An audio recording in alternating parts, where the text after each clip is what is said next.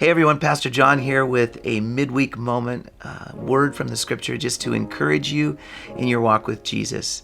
This week I was thinking about the fact that we have been given so much, but only so much. We have limited amounts of time and energy. We have limited resources and gifting. We have limited opportunities and relationships. And we're told in the Bible to redeem that time and to use God's good gifts wisely. Ephesians 5:15 to 17 tells us, "So be careful how you live. Don't live like fools, but like those who are wise. Make the most of every opportunity in these evil days. Don't act thoughtlessly, but understand what the Lord wants you to do." First of all, I want you to notice the exhortation to be careful. That's a good word for all of us, because life in this world is full of attractions and distractions. Attractions draw our attention to something. Distractions draw our attention away from something. And God knows that if we're not careful, we can easily lose focus on the right things.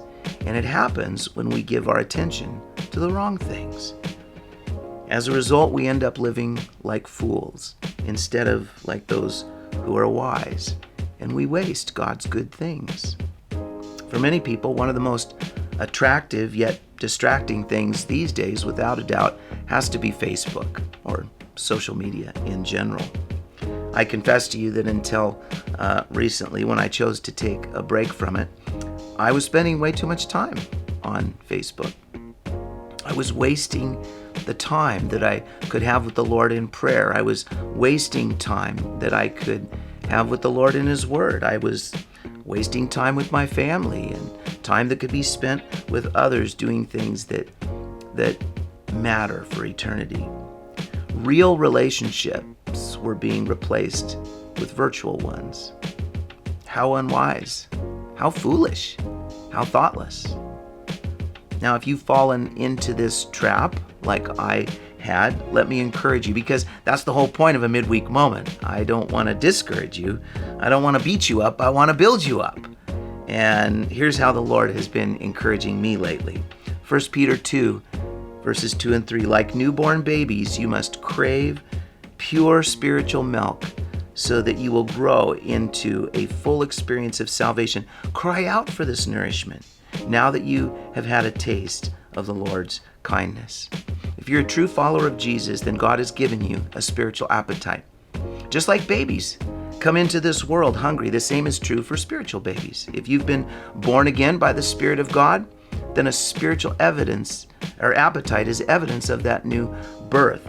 Now, as a father of 4 grown children, I can tell you that I've seen this principle over and over again. When our children were born, they craved their mother's milk.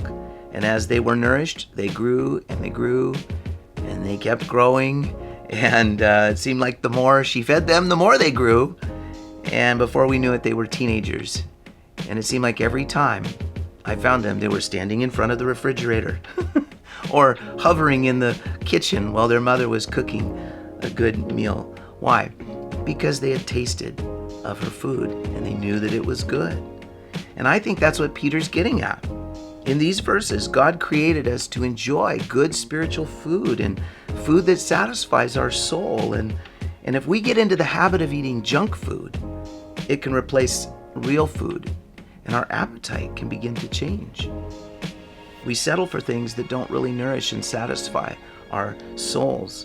Initially, there's something sweet about it, something that seems savory for the moment, but it doesn't really satisfy the deepest longing of our soul and the deepest hunger and need that we have. But even worse than that, a steady spiritual diet of the wrong things will actually cause our soul to be weak and vulnerable and unhealthy. So here's my loving challenge, my brotherly encouragement to you this week.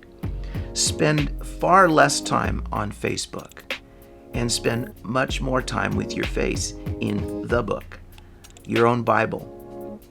Ask the Lord to give you a fresh, new spiritual appetite so that you continue to taste and see that the Lord is indeed very good. God bless you. Have a great week with Jesus.